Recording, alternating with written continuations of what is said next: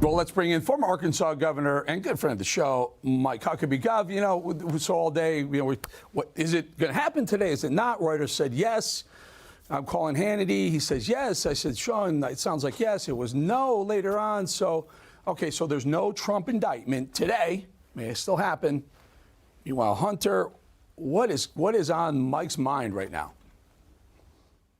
Well, I think the fact that there wasn't a Trump indictment is not really a surprise. But there was going to be some. It's not just going to be one. I think there'll be several.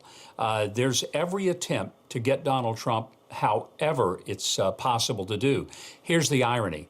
Every time they try, it only makes him stronger. He's like the Wolverine. You shoot him, he spits the bullet out, and he gets stronger. And that's why his numbers are through the roof. But the big story of this week, without a doubt, it's what happened in the federal courtroom in Delaware with Hunter Biden, and all the king's men and all the king's horses can't put him back together again. This guy is headed for trouble, and so is his dad, and we started seeing it unravel yesterday. Mike, it's no, you point out in Delaware court, the backyard of the sitting president of the United States. Oh, the irony, not lost on us. Well, it's not lost on me either, and this judge, to her credit, looked at this deal. Some said it was a slap on the wrist. It wasn't. It was a kiss on the hand. This was as much an embrace of saying to Hunter, you know what, you can just get away with anything. After all, your last name is Biden, and the big guy and his Department of Justice and the FBI will take really good care of you.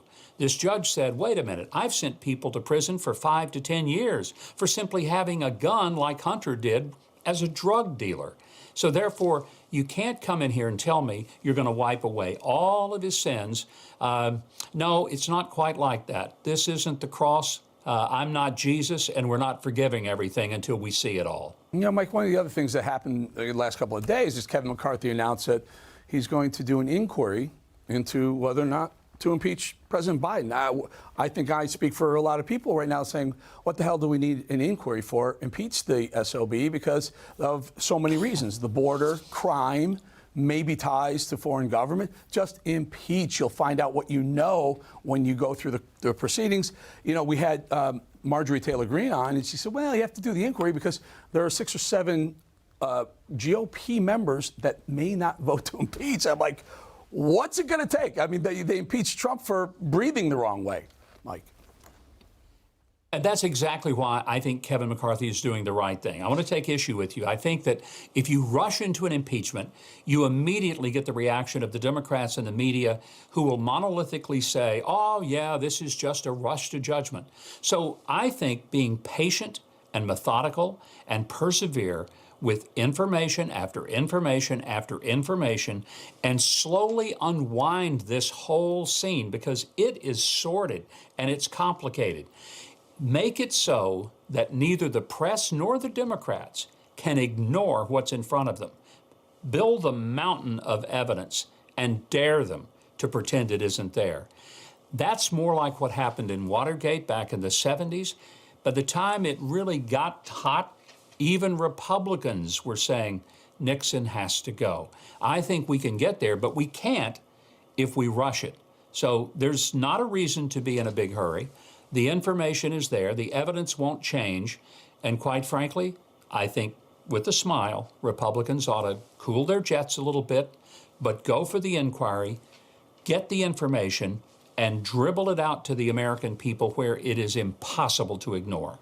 I hope so. I hope you're right. I just look back at 2 impeachments of President Trump.